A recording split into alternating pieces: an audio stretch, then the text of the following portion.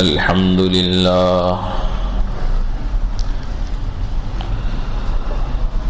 الحمد لله نحمده ونستعينه ونستغفره ونؤمن به ونتوكل عليه ونعوذ بالله من شرور أنفسنا ومن سيئات أعمالنا من يهده الله فلا مضل له ومن يضلله فلا هادي له ونشهد أن لا إله إلا الله وحده لا شريك له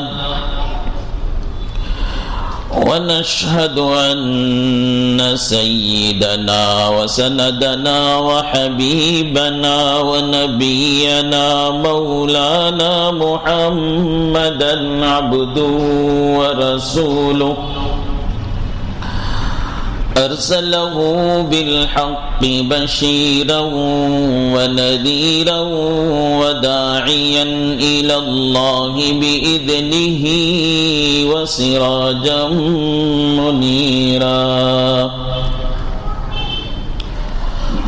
وصلى الله على النبي وآله وأصحابه وبارك وسلم تسليما كثيرا كثيرا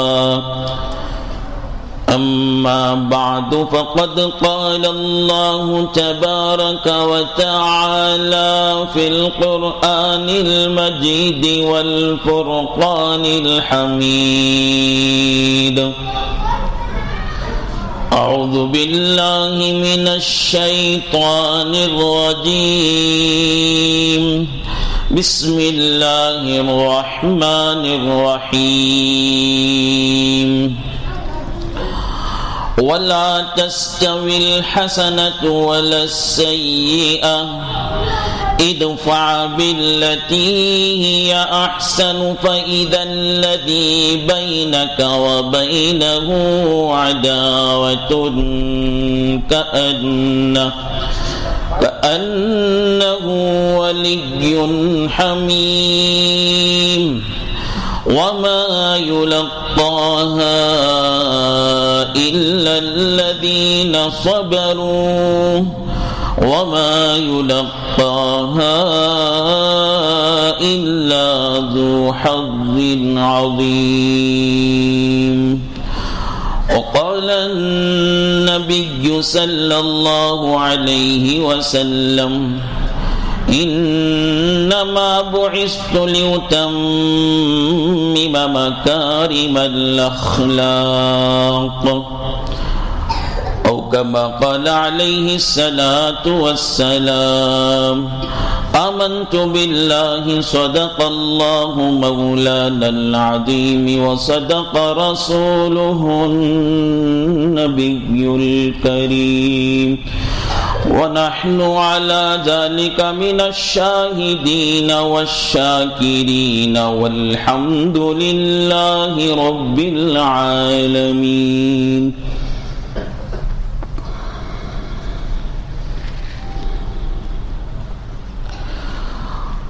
قابل احترام بزرگوں قابل قدر ملت کے نوجوان بھائیوں عزیز دوستو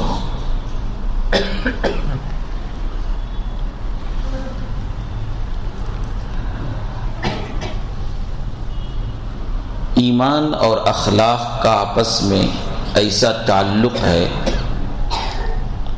آپس میں ایسی نسبت ہے جہاں کامل ایمان ہوگا، جس کے پاس کامل ایمان ہوگا اس کے اخلاق بھی بہت اچھے ہوں گے، اور جس کے اخلاق بہت اچھے ہیں اس کا ایمان بھی بہت کامل ہوگا۔ ابو داؤد شریف کی روایت ہے، حضرت ابو ہریرہ رضی اللہ عنہ روایت کرتے ہیں، رسول اللہ صلی اللہ علیہ وسلم نے فرمایا، اکمل المؤمنین ایمانا احسنهم خلقا، ایمان والوں میں سب سے زیادہ کامل ایمان والا، جی فرمایا رسول اللہ صلی اللہ علیہ وسلم نے، ایمان والوں میں سب سے زیادہ کامل ایمان والا وہ آدمی ہے جس کے اخلاق اچھے ہوں۔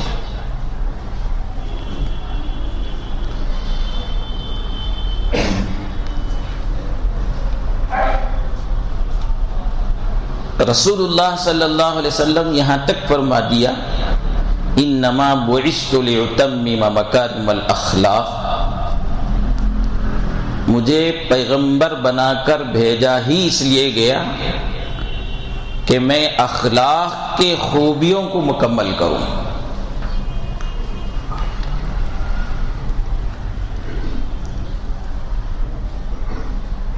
آج کے دور میں جس میں میرا اور آپ کا گزر ہو رہا ہے، اخلاق کی بہت سخت ضرورت ہے۔ صرف یہ نہیں کہ جو ہمارا دوست ہے وہ دوست بن کر رہیں، اس کے ساتھ ایسا ہم پیش آئیں، اس کے ساتھ ایسے اخلاق اپنائیں کہ وہ دوست ہم سے نہ بچھڑے بلکہ دوست ہی رہیں، اتنا کافی نہیں ہے آج کے دور میں۔ بلکہ آج کا دور ایسا ہے جس میں خاص کر امت مسلمہ کو اس بات کی ضرورت ہے کہ دوست جو ہمارا ہے وہ دوست بن کر رہیں ہمیشہ، ساتھ میں جو ہمارا دشمن ہے، چاہے وہ شخص کے اعتبار سے ہو، چاہے جماعت کے اعتبار سے ہو، چاہے قوم کے اعتبار سے ہو، چاہے ملک کے اعتبار سے ہو، جو ہمارا دشمن ہے اس کے ساتھ بھی وہ طریقے سے، اس اچھے سلوک کے ساتھ، ان اخلاق کے ساتھ پیش آ جائے کہ وہ دشمن بھی ہمارا دوست بن جائے۔ دوست تو دوست رہیں، دشمن بھی دوست بن جائے۔ وہ اخلاق، وہ حسن سلوک، وہ معاملات میں صفائی، وہ معاشرت میں درستگی، وہ اخلاق ہمارے اندر پیدا کرنے کی ضرورت ہے۔ آج مختلف قسم کے لوگ بیانات کرتے ہیں، مضمونات لکھتے ہیں، مضامین لکھتے ہیں۔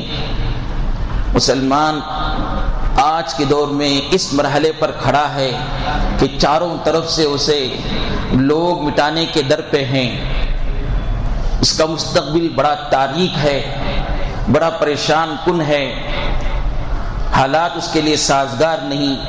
بہت سے مضامین لکھتے ہیں، بہت درست باتیں ہیں، فکر ہے، جس کو فکر ہوتا ہے وہی یہ سب باتیں لوگوں کے سامنے پیش کر کے لوگوں کو درست کرنے کی اور لوگوں کو کامیاب بنانے کی کوشش کرتا ہے۔ جسے فکر ہی نہیں اپنی اپنی قوم کی، اپنے مستقبل کی، اس کا تو کیا ہے، وہ تو سمجھتا ہے میرا کھانا ٹھیک چل رہا ہے، میرے رہائش ٹھیک ہے، میرے بچوں کی تعلیم درست ہے، میں ٹھیک ہوں تو کافی ہے، بس اس سے دوسری کوئی فکر نہیں ہوتی ہے۔ اور جس کو قوم کی فکر ہے وہ کچھ بولے گا، کچھ لکھے گا، وہ کچھ نہ کچھ کرے گا۔ وہ کوئی رائے مشورے دیتے ہیں کہ مسلمانوں کو چاہیے کہ وہ اپنی تعلیم میں آگے بڑھیں، اپنی تعلیمی حالات کو درست کریں، اپنے بچوں کو تعلیم یافتہ بنائیں۔ بالکل صحیح ہے، ہونا چاہیے۔ کوئی کہتے ہیں اپنے فکر کے نتیجے میں کہ معاشی حالت کو درست کریں، جس کے پاس پیسہ ہوتا ہے اس کے ہاتھ میں لاٹھی ہوتی ہے، اور جب سب اس کے سامنے جھکنا شروع ہو جاتے ہیں، پیسے والوں کی مانگ ہی الگ ہوتی ہے، پیسے والوں کی بات ہی الگ ہوتی ہے، دنیا ان کو قدر کی نظر سے دیکھتی ہے، ہر کام کرنے کے لیے پیسے کی ضرورت ہے وغیرہ وہ کہتے ہیں، وہ بھی درست ہے۔ لیکن سب باتوں میں سب سے اہم بات یہ ہے کہ مسلمان سب سے پہلے اپنے اخلاق کو درست کریں۔ بچہ ہے، بڑا ہے، جوان ہے، مرد ہے، عورت ہے، تعلیم یافتہ ہے، ان پڑھ ہے، سب کے اخلاق درست ہونا ضروری ہے۔ آپ کے اخلاق درست نہیں تو آپ کی تعلیم بھی اثر نہیں کرتی ہے، آپ کے اخلاق درست نہیں تو آپ کی سخاوت بھی اثر نہیں کرتی ہے،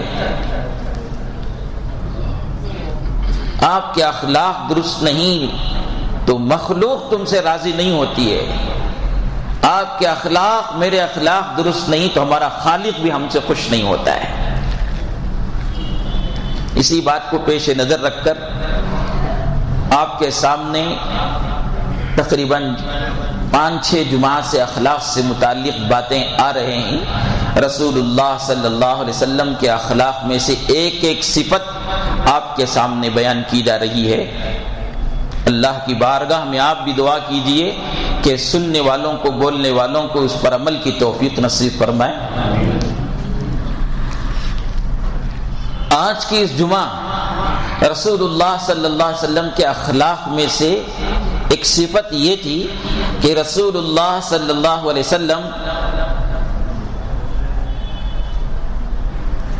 تکلیف پہنچانے والوں کو صرف معاف ہی نہیں بلکہ معاف کرنے کے ساتھ ساتھ ان کے ساتھ بھلائی کے ساتھ بھی پیش آتے تھے۔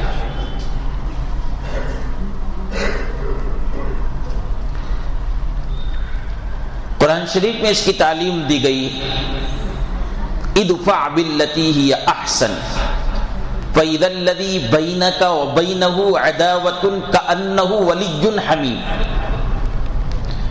جو تمہارے ساتھ زیادتی کا معاملہ کریں، جو تمہیں دکھ پہنچائیں،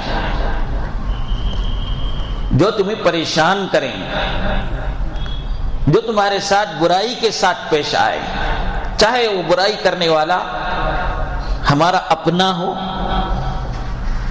شوہر ہو، بیوی ہو، پڑوسی ہو، ماموں ہو، چچا ہو، بھائی ہو، دوست ہو، مالک ہو، نوکر ہو، بہن ہو، بھائی ہو، اپنی جماعت کا ہو، اپنی مذہب کا ہو یا دوسرے مذہب کا ہو، سب اس میں عام ہیں۔ ان کی برائی کو کیسے ختم کرنا ہے؟ ایک طریقہ تو یہ ہے کہ انہوں نے ہم کو جیسا جواب دیا ویسا ہم بھی جواب دے دیں گے، وہ ہمارے ساتھ جیسا سلوک کرے ہم بھی ان کے ساتھ ویسا سلوک کر دیں گے۔ ایک طریقہ یہ ہے وہ برائی کے ساتھ پیش آتے ہیں تو ہم بھی برائی کے ساتھ پیش آ جائیں گے۔ تو اس کا نتیجہ کیا نکلے گا؟ کبھی وہ برائی تمہارے درمیان سے ہمارے درمیان سے ختم ہوگی نہیں۔ ہمارا مزاج تو ایسا نہیں ہے کہ ہم جھک جائیں، نہیں، وہ موقع کی طاق میں رہے گا، وقتی طور پر ہو سکتا ہے تمہارے سامنے دب گیا، وقتی طور پر تمہارے سامنے دب گیا، بہت ممکن ہے کہ اب اس لوگ خاموش ہو گیا، لیکن اندر جو چنگاری انتقام کی ہے وہ سلگتی رہتی ہے، وہ آپ پر نہیں تو جب وہ قدرت پائے گا تو تمہاری اولاد پر، تمہاری نسل پر اس کا انتقام لے گا۔ اس لیے قرآن نے کہا ادفع باللتی ہی احسن، ابھی وہ برائی کرنے والے کی برائی کو اچھے سلوک کے ذریعے ختم کر دو۔ گرچہ وہ برائی کر رہا ہے آپ اس کے ساتھ اچھا سلوک کرو۔ کیا ہوگا اس سے؟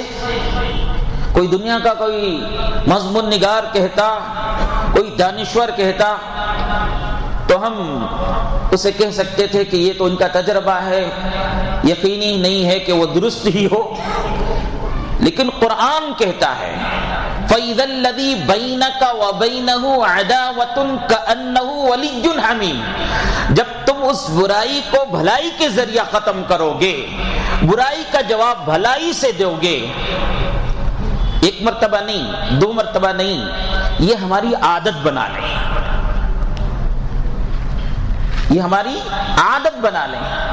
بیوی ایک مرتبہ برائی کری، ہمارے ساتھ گستاخی کے ساتھ پیش آئی، ایک مرتبہ صبر کر لیے، اس کے بعد پھر بھی وہی ہو رہا ہے، تم کیا رہے مولوی صاحب بولے قرآن میں ایسا ہے بول کے یہاں دیکھو تو الٹا ہو رہا نہیں۔ یہ ایک عرصے تک اس کو کرنا ہوگا، ایک عرصے تک ایسا کرنا ہوگا، اس میں اپنی قربانیاں پیش کرنی ہوگی، اس میں ذرا محنت کرنی ہوگی، اپنے آپ کو تیار کرنا ہوگا، تو کیا نتیجہ نکلے گا؟ فَإِذَا الَّذِي بَيْنَكَ وَبَيْنَهُ عَدَاوَةٌ كَأَنَّهُ وَلِيٌّ حَمِيمٌ، تمہارے اور جس کے درمیان دشمنی تھی، وہ دشمنی صرف ختم نہیں ہوگی، اس اچھے سلوک کی وجہ سے تمہارا وہ جگری دوست بن جائے گا، وَلِيٌّ حَمِيمٌ، جگری دوست ہو جائے گا۔ یہ کام بڑا مشکل ہے، کہاں سے ہو سکتا حضرت؟ آپ کہیں گے یہ کام بہت مشکل ہے، قرآن کہتا ہے بالکل مشکل ہی ہے، وَلَا يُلَقَّاهَا إِلَّا الَّذِينَ صَبَرُوا وَلَا يُلَقَّاهَا إِلَّا ذُو حَظٍّ عَظِيمٍ۔ قرآن انسانوں کی تربیت کرتا ہے، حوصلہ بڑھاتا ہے، یہ ایرے غیرے کا کام نہیں ہو سکتا ہے، یہ مستقل مزاج لوگوں کا عمل ہے۔ وَلَا يُلَقَّاهَا إِلَّا الَّذِينَ صَبَرُوا، صبروا مستقل مزاج، یہ کام وہی کر سکتے ہیں جن کے اندر مستقل مزاجی ہوتی ہے۔ إِلَّا ذُو حَظٍّ عَظِيمٍ، یہ لوگ وہی کر سکتے ہیں جو بڑے نصیبے والے ہوتے ہیں۔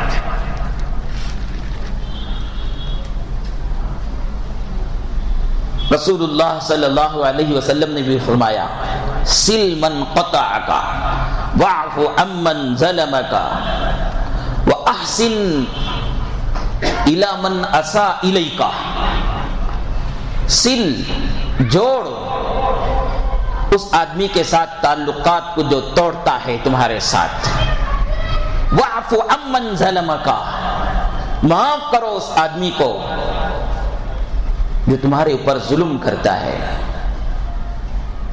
وَأَحْسِن، اور بھلائی کے ساتھ پیش آ، نیکی کے ساتھ پیش آ جو تمہارے ساتھ برا معاملہ کرتا ہے، پھر نتیجہ دیکھو کتنا اچھا نکلے گا۔ کام تو مشکل ہے، کام تو مشکل ہے، لیکن ذرا ہمت کر کے ہم کریں گے تو اللہ کی مدد ہمارے ساتھ ہوگی۔ دیکھو ایک آدمی گاڑی چلا رہا ہے، گاڑی چلاتے ہوئے سامنے دیکھتا ہے سڑک سیدھی ہے ایک دم، چاروں دونوں طرف سے درختے ہیں، چلانے والا ہے چلاتے چلاتے دیکھے تو اسے کیسے معلوم ہوتا ہے؟ تھوڑی دیر کے بعد راستہ بند معلوم ہوتا ہے، راستہ اسے بالکل بند معلوم ہوتا ہے، لیکن آدمی اللہ پر بھروسہ کر کے یا اپنے تجربے پر بھروسہ کر کے ڈرائیونگ کرنے والا آگے بڑھتا ہے تو اسے راستہ کھلتا چلے جاتا ہے، راستہ کھلتا چلے جاتا ہے۔ بالکل ایسا ہی آدمی، یہ کام تو مشکل ہے جو ہمارے ساتھ برائی کے ساتھ پیش آیا اس کے ساتھ ہم بھلائی کے ساتھ پیش آئیں، یہ کام بڑا مشکل ہے، لیکن ذرا ہمت کر کے کریں گے، ہمت کر کے کریں گے، بیوی کے ساتھ، بھائی کے ساتھ، ماموں کے ساتھ، چچا کے ساتھ، خالو کے ساتھ، پڑوسی کے ساتھ، ساتھ میں رہنے والے مسافر کے ساتھ، پے در پہ ان کی برائی کرنے سے کے باوجود ہم پے در پہ بھلائی کریں گے تو نتیجہ ضرور اچھا نکلے گا۔ شرمندگی ہو سے ہوگی کہ یہ آدمی کیسا آدمی ہے کہ میں اس کے ساتھ برائی کرتا ہوں، یہ میرے ساتھ بھلائی کرتا ہے۔ ذرا سوچنے کی بات ہے، جب برائی کا جب اثر ہوتا ہے، گالی کا جب اثر ہوتا ہے، گالی کوئی دیتا ہے تو اس کا اثر ہوتا کہ نہیں ہوتا؟ برائی کا اثر ہوتا ہے، گالی کا اثر ہوتا ہے، جھوٹ کا اثر ہوتا ہے، خیانت کا اثر ہوتا ہے، بددیانتی کا اثر ہوتا ہے، تو کیا نیکی کا، احسان کا اثر نہیں ہوگا؟ کیا اس کا اثر ظاہر نہیں ہوگا؟ لیکن ذرا صبر کرنا ہے اور ہمت سے کام لینا ہے، حوصلے سے کام لینا ہے۔ سرکار دو جہاں محمد الرسول اللہ صلی اللہ علیہ وسلم لوگوں کے دل کیسے جیتتے تھے؟ ایک وقت ایسا تھا، نبی صلی اللہ علیہ وسلم مکے میں جب تک تھے ایسا حال تھا، آپ پر لوگ گالیاں دیتے تھے، آپ کو 3 سال تک سوشل بائیکاٹ کیا گیا۔ شعب ابی طالب کو یاد کرو، کیا حال تھا اس وقت۔ آپ کو اور آپ کے ساتھ ملنے والے، آپ پر ایمان لانے والوں کے ساتھ بائیکاٹ کیا گیا۔ کوئی خریدتا نہیں تھا، کوئی آپ کو بیچتا نہیں تھا، کوئی آپ کو سودا دیتا نہیں تھا، کوئی آپ سے سودا لیتا نہیں تھا، کوئی ان کے گھروں سے شادی نہیں کرتا تھا، کوئی کھانے پینے کا معاملہ ان کے ساتھ نہیں کیا تھا، بالکل سوشل بائیکاٹ کیا گیا تھا۔ آپ کو تکلیفیں پر تکلیفیں دیتے گئی، لیکن آپ صلی اللہ علیہ وسلم نے ان کے ساتھ برابر بھلائی کا معاملہ کرتے رہے، برابر اچھائی کا معاملہ کرتے رہے، برائی کا بدلہ برائی سے نہیں۔ حضرات صحابہ میں سے جسے ستایا جاتا تھا وہ اتنا بھی کمزور نہیں تھا، وہ عرب تھا۔ عرب لوگوں کا حال یہ ہوتا ہے کہ وہ انتقام میں بہت تیز ہوتے تھے، وہ انتقام لیتے، ان سے انتقام نہیں ہوتا تو مرتے مرتے وصیت کر کے مرتا تھا کہ میرا فلاں قبیلے والے سے، میرے فلاں قبیلے سے والے سے دشمنی ہے، تم ان سے انتقام لے کر مرنا اگر تم میرے بیٹے ہو۔ ایسی وصیت کر کے مرنے والوں کے ساتھ حکم ہے اللہ رب العالمین کا، ادفع باللتی ہی احسن، برائی کو بھلائی سے ختم کرو۔ کچھ نہیں تو کم از کم وہ ستانے والوں کو، حضرت عثمان کو ستایا گیا تھا، حضرت بلال کو جب ستایا جا رہا تھا، وہ کچھ نہیں کر سکتے تو ایک مکہ تو مار سکتے تھے نا جی، بدلے میں ایک مکہ تو مار سکتے تھے۔ نبی صلی اللہ علیہ وسلم کے راستے میں کانٹے بچھائے جاتے تھے، آپ کے چہرے پر تھوکا جاتا تھا، کچھ نہیں کر سکتے تو کم از کم رسول اللہ صلی اللہ علیہ وسلم ایک تھپڑ مارتے، بات کا قصہ جو ہوتا تو دیکھیں گے بلکہ، لیکن وہ بھی نہیں کیا۔ برابر برائی کا بدلہ بھلائی سے دیتے رہے۔ نتیجہ کیا نکلا؟ 23 سال کے اندر لوگ رسول اللہ صلی اللہ علیہ وسلم کے عاشق ہو گئے۔ ایسا ہی ہو گئے کیا؟ میں ایک 2-3 واقعات آپ کو سناتا ہوں۔ رسول اللہ صلی اللہ علیہ وسلم کے دوسروں کے ساتھ غلطی کرنے کے باوجود ان کو معاف بھی کرتے اور معاف کرنے کے ساتھ ان کے ساتھ بھلائی کا معاملہ بھی کرتے۔ روایتوں میں آتا ہے رسول اللہ صلی اللہ علیہ وسلم مسجد نبوی میں ایک مرتبہ صحابہ رضی اللہ عنہ کے ساتھ بیٹھے ہوئے تھے۔ ایک بھدو دیہاتی آدمی جن کو بڑوں کا چھوٹوں کا کوئی تمیز نہیں ہوتا ہے۔ عرب کے بھدوں کا حال آپ بھی دیکھے ہوں گے، حج کے موقع پر طواف کرتے وقت بہت سے لوگ کیسے آتے ہیں جن کو کچھ بھی پتہ نہیں ہوتا ہے، ان کو طواف کرنا ان کے دماغ میں سوار رہتا ہے، اب وہ جلدی جلدی کرتے رہتے ہیں، ان کی کونی سے کس کو مار لگتا ہے، ان کے جلدی جلدی جانے سے کس کو تکلیف ہوتی ہے، ان کو اس کا خیال نہیں ہوتا، علم بھی نہیں ہوتا، بہت کم اچھی برائی کا ان کے اندر تمیز ہوتی ہے۔ تو ایک ویسے بدھو آدمی مسجد نبوی میں داخل ہوئے، رسول اللہ صلی اللہ علیہ وسلم کے دربار میں آئے، کلمہ پڑھے، مسلمان ہو گئے، وہیں پر بیٹھے رہے۔ اب تھوڑی دیر کے بعد ان کو جانا ہوا، جانے کا خیال ہوا تو اٹھے، مسجد کے کنارے میں بیٹھ کر پیشاب کرنے لگے۔ ان کو اچھی برائی کی تمیز نہیں تھی۔ اب ظاہر بات ہے مسجد کے کنارے میں بیٹھ کر، جیسے گھروں کے کنارے میں بیٹھ کر، سڑک کے کنارے پر بیٹھ کر لوگ پیشاب کر دیتے ہیں، وہ ان کی عادت تھی، بدھو لوگوں کی بد اخلاقی ہے یہ۔ پیشاب کرنے کے لیے آدمی کو چاہیے کہ جگہ تلاش کرے، ایک آڑ میں بیٹھ کر تلاش کریں، پیشاب کریں۔ گھر میں کرتے ہیں، آپ سفر میں ہی کسی ایسی جگہ پر ہیں تو جہاں چاہیں بیٹھ کر پیشاب کر دیں، یہ بد اخلاقی کی علامت ہے۔ پتہ نہیں اس کے بعد وہاں سے کون گزرے گا، اسے ہمارے پیشاب کی بدبو سے تکلیف ہوگی، اسے پریشانی ہوگی، یہ سب خیال کرنا پڑتا ہے. راستوں کے آداب ہوتے ہیں، راستوں کے حقوق ہوتے ہیں. اب ان کو معلوم نہیں تھا، مسجد کے آداب معلوم نہیں، وہ کنارے میں بیٹھ کر پیشاب کرنا شروع کر دیے. اب صحابہ سب غصے میں آ گئے. رسول اللہ صلی اللہ علیہ وسلم کے پاس لوگ دیکھنے لگے اور بعض لوگ روکنا چاہے تو رسول اللہ صلی اللہ علیہ وسلم نے فرمایا چھوڑو اس کو، کرنے دو. جب وہ پیشاب سے مکمل فارغ ہو گئے تو ان کو بلا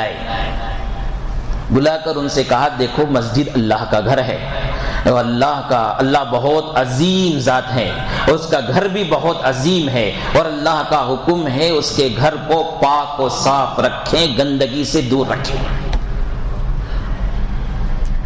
تو وہ بدھو آدمی سن رہے تھے. بدھو آدمیوں کی مزاج یہ ہوتا ہے کہ جو بولے وہ برابر سنتے ہیں اور اس پر عمل بھی کرتے ہیں، ادھر ادھر کا زیادہ سوچتے نہیں. تو بولے غور سے سنتے، اچھا ایسا ہے، ٹھیک ہے.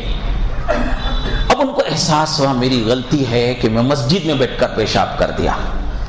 کتنی بڑی بات ہے. مسجد میں بعض دفعہ لوگ ایسے آ جاتے ہیں، ظاہری اعتبار سے ان کو کچھ معلوم نہیں ہوتا ہے. ابھی یہ نمازی آدمی، قرآن کی تلاوت کرنے والا آدمی، اس کے دل میں مسجد کی محبت بھری ہوئی ہے، بہت اچھی بات ہے یہ. لیکن وہ آنے والا آدمی، اسے کچھ پتا نہیں ہے نا، اس کی غلط حرکت کی وجہ سے اسے ڈانٹ دیے، اسے ڈبٹ دیا، اسے غصہ کر دیا، اسے جھڑک دیا، تو حال یہ ہوتا ہے کہ وہ دوبارہ مسجد کچھ نہیں آتا ہے. وہ تمہاری برائی اسے مسجد سے پیدا ہو جاتی ہے، اسے مسجد سے بیزارگی پیدا ہو جاتی ہے. ضرورت ہے کہ اسے سمجھائیں، اسے تعلیم دیں، اسے سکھائیں. یہ کھوسی جگہ ہے. جب اسے اچھے اور پیار سے سمجھائیں گے تو اسے مسجد سے بھی محبت ہوگی، مسجد والوں سے بھی محبت ہوگی. اسے جھٹک دینا یا غصہ کر دینا یہ بہت آسان ہے. غصے کو برداشت کر کے غصے کے گھٹ کو پی کر اچھے طریقے سے سمجھانا یہ بڑا مشکل کام ہے. ایسا ہو جاتا ہے ہمارے ساتھ بھی. کبھی صفوں کے اندر ایسے آدمی آ جاتے ہیں، بے ڈھنگ کا کام کرنے لگتے ہیں، ہماری ایمانی غیرت بھڑک جاتی ہے. مسجد کی محبت ہم کو بھڑک دیا، محبت میں آ کر ہم بھڑک جاتے ہیں. یہ محبت اپنی جگہ پر اچھی ہے، ایمانی غیرت اپنی جگہ پر اچھی ہے، لیکن اسے سمجھانے کا سلیقہ آپ کو چاہیے. آپ اس طریقے سے سمجھائیں کہ وہ مسجد سے محبت رکھے، مسجد سے دور نہ ہو، چاہے وہ کہیں سے بھی کیسا بھی آدمی رہے. تو رسول اللہ صلی اللہ علیہ وسلم ان کو بلا کر سمجھائے تو برائی کا بدلہ بھلائی کے، ایک تو معاف کر دیے، برائی کو کیا کر دیا؟ معاف کر دیا. اور اس کے بعد ان کے ساتھ بھلائی کے ساتھ کیسا پیش آتے ہیں دیکھیے. وہ جا رہے تھے تو ان کو بلائے، ان کے جسم پر کپڑے اتنے اچھے نہیں تھے، تو رسول اللہ صلی اللہ علیہ وسلم کے پاس اتفاق سے اس وقت کپڑے تھے اچھے اچھے، تو ان کو دے دیا کپڑے پہنو. تو وہ دیہاتی آدمی خوش، ایک تو غلطی معاف کر دیے، دوسرا کپڑے بھی دے رہے ہیں، کپڑے بھی پہن لیا. اس کے بعد جانے لگے تو پیدل آئے تھے. پوچھا کہاں سے؟ دور سے آیا ہوں. تو رسول اللہ صلی اللہ علیہ وسلم نے ان کے لیے سواری کا بھی انتظام کر دیا. اب وہ مسجد اور مسجد والے سے کتنا اچھا اثر لیا ہوگا، آپ کو سوچ کر دیکھیے کتنا اچھا اثر لیا ہوگا. تو وہ آدمی پہن لیا کپڑے، گاڑی میں سواری میں سوار ہو گیا.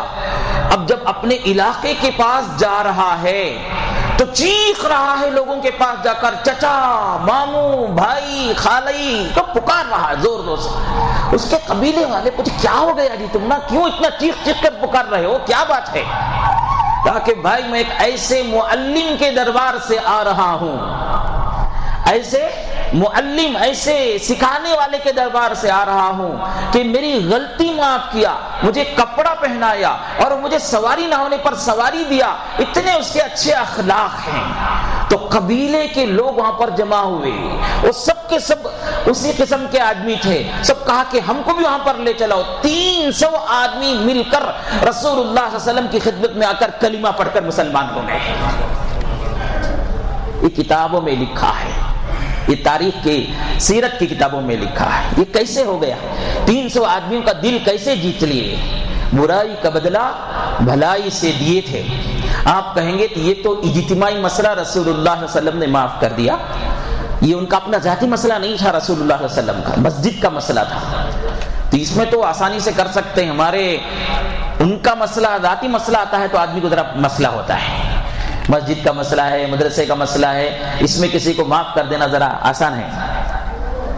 خود کا مسئلہ پیدا ہوتا ہے، خود کو اگر ذات کو کوئی تکلیف پہنچاتا ہے تو تب معاف کرنے میں ذرا دشواری ہوتی ہے۔ اس کی بھی ایک مثال میں آپ کو پیش کر دوں۔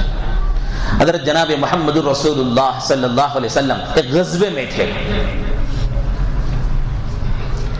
درس کی کتابوں میں، عربی کتابوں میں یہ واقعہ منقول ہے، من یمنعک منی کے نام سے۔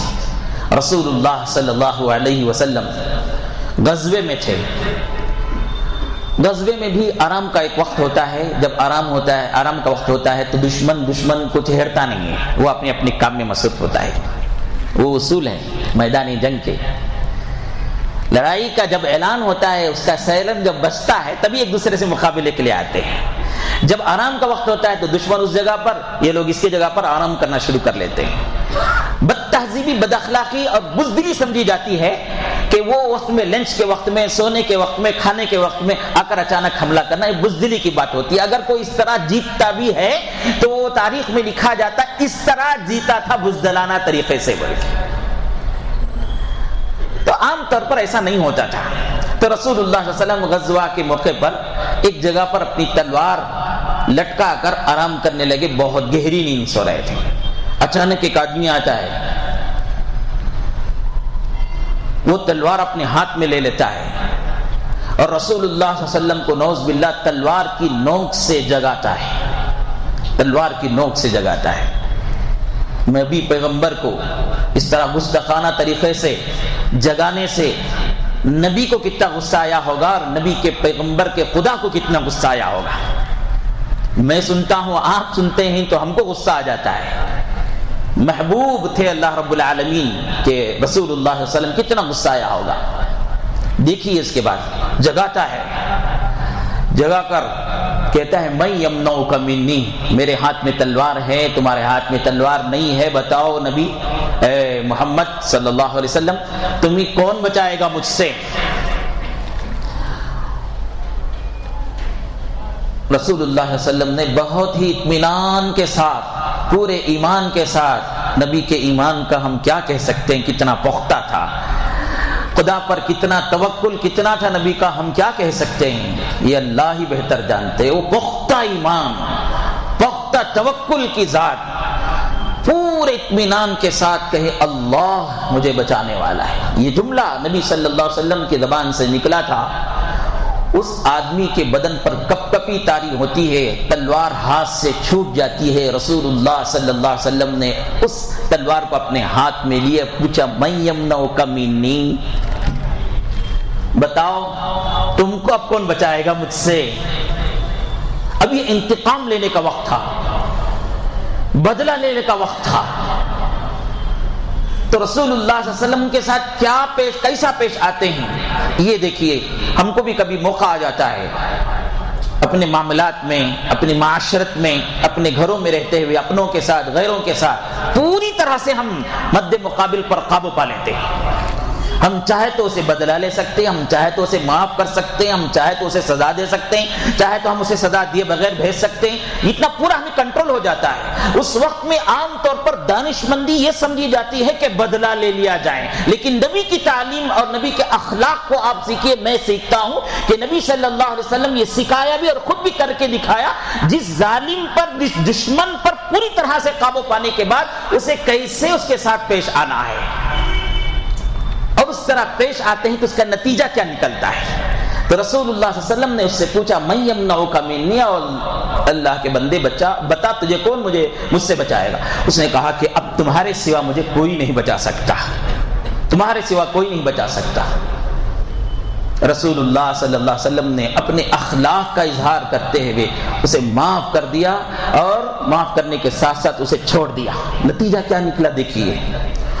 وہ آدمی اپنے بستی اور قبیلے کے پاس جاتا ہے، قبیلے والوں کے پاس اس کا تذکرہ کرتا ہے، ایک کے پاس تذکرہ کیا، دو کے پاس تذکرہ کیا، 10 کے پاس تذکرہ کیا، جماعت میں تذکرہ کیا، انفرادی طور پر تذکرہ کیا۔ یاد رکھیے آپ دو نوالا کسی کو کھانا کھلاتے ہیں اس کا تذکرہ کم ہوتا ہے، لیکن آپ کسی کو اخلاق کے ساتھ پیش آتے ہیں، کسی کو عزت دیتے ہیں، کسی کا اس کے مرتبے کو پہچان کر، اس کے مقام کو پہچان کر اس کے ساتھ سلوک کرتے ہیں تو دل میں بیٹھ جاتی ہے بات۔ اور خاص کر ایسے موقع پر جب اس کے ساتھ حسن سلوک کرتے ہیں تو جگہ جگہ پر آدمی تذکرہ کرتا ہے۔ آپ کی بھی فطرت وہی، میری بھی فطرت وہی ہے۔ ہمارا دشمن ہمارے ساتھ اچھا سلوک کرتا ہے، ہمارے پر قابو پانے کے باوجود ہمارے سے انتقام نہیں لیتا ہے تو اندر سے آدمی کی بنیادیں ہل جاتی ہیں۔ کیا رے میں کس کے ساتھ کیا معاملہ کر رہا ہوں، یہ آدمی میرے ساتھ کیسا پیش آتا ہے، میں اس کے لیے کیسی سوچ رکھتا ہوں۔ وہ جگہ جگہ پر اس کا تذکرہ کرتا ہے۔ وہ آدمی کا بھی حال ایسا ہی ہوا، وہ تذکرہ کرتا رہا یہاں تک کہ چند مہینوں کے بعد پورا قبیلے والے مل کر محمد رسول اللہ صلی اللہ علیہ وسلم کی خدمت میں آئے کہ مسلمان ہو گئے۔ بنیاد کیا بنی تھی، وجہ کیا بنی تھی؟ کیا اسے کروڑوں روپے کا لالچ دیا گیا تھا؟ کیا اسے دھمکایا دیا گیا تھا؟ جسے آج کی دنیا میں بہت سی مشنریاں کام کرتی ہیں، پیسہ دے کر، عورت کا لالچ دے کر، دولت کا لالچ دے کر، نوکریوں کی لالچ دے کر، مختلف قسم کی لالچیں دے کر لوگوں کو اپنے طرف مائل کرتے ہیں۔ رسول اللہ کی یہ سنت نہیں، رسول اللہ کا یہ طریقہ نہیں، اسلام کا یہ درست طریقہ نہیں۔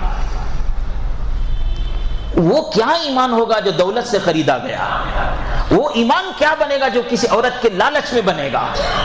وہ ایمان کیا بنے گا جو ڈیوٹی کے لالچ پر بنے گا؟ اندر سے ایمان کے لیے جگہ چاہیے۔ تو محمد رسول اللہ کی خدمت میں آ کر پورا قبیلہ مسلمان ہو گیا۔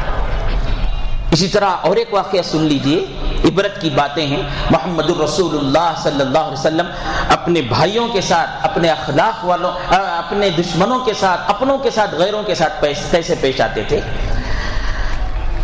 وہ واقعے سے پہلے میں آپ کو اخلاق سے متعلق کچھ باتیں اور مجھے ذہن میں آ رہی ہیں، عرض کر دوں۔ واقعہ شروع کروں تو لمبا ہو جائے گا وقت۔ اخلاق کے 3 درجے ہیں، میں بھی اور آپ بھی ذرا غور سے سنیں اسے، سن کر اخلاق کے درجوں میں سے کون سا درجہ ہمارے پاس ہے اس کا حساب لیں، اپنا محاسبہ لیں۔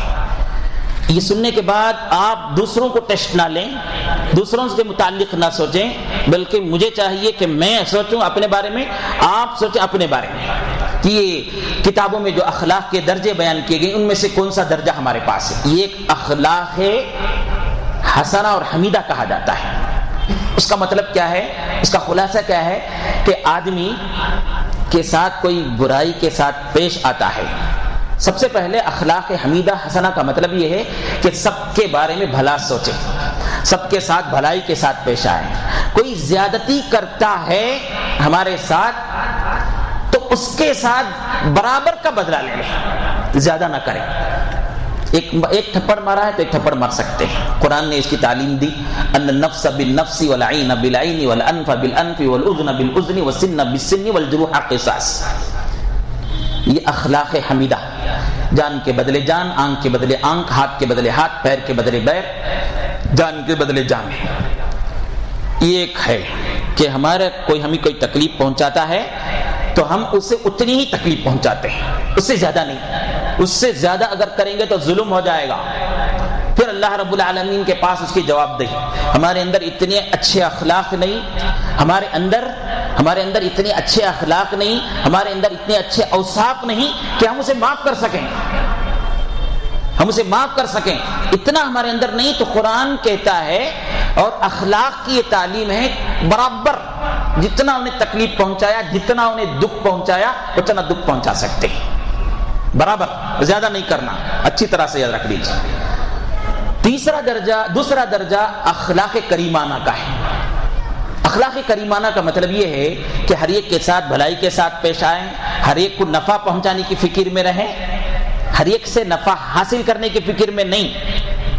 ہماری فکر تو یہ ہے ہر ایک سے کیسا نفع حاصل کرے، اس سے کیسا کیا بات کرے تو نفع پہنچے گا، اس کے پاس کیا پہنچے نفع ملے گا، یہ سوچتے رہتے ہیں. یہ اخلاق نہیں ہے. اخلاق یہ ہر ایک کو نفع کیسے پہنچائیں یہ فکر میں رہے. اگر ہمیں کوئی دکھ پہنچاتا ہے، کوئی ہمیں تکلیف پہنچاتا ہے، کوئی نقصان پہنچاتا ہے، اخلاق کریمانہ کا خلاصہ یہ ہے کہ اس کو معاف کر دیں. دکھ پہنچانے والے کو معاف کر دیں، تکلیف پہنچانے والے کو معاف کر دیں، بدلہ نہ لیں، ساتھ میں معاف بھی کر دیں. یہ اخلاق کریمانہ ہے.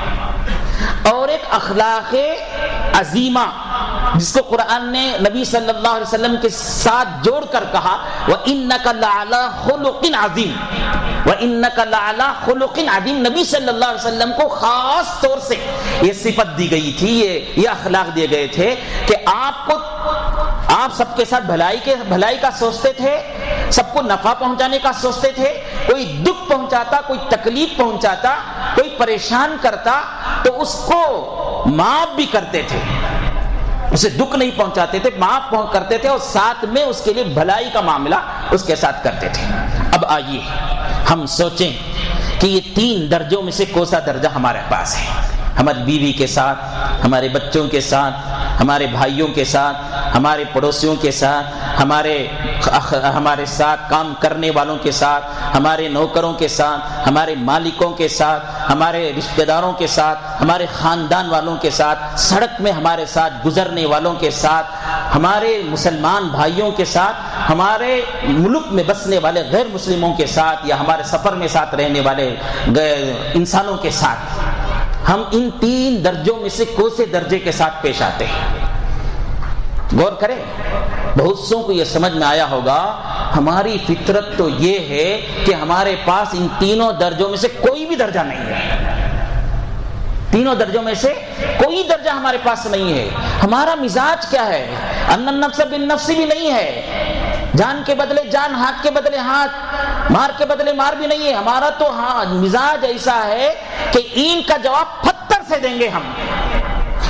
ایک گالی دیا تو 2 گالی دیں گے ہم. ماں کی گالی دیا تو ماں کی بھی، نانی کی بھی گالی دیں گے ہم.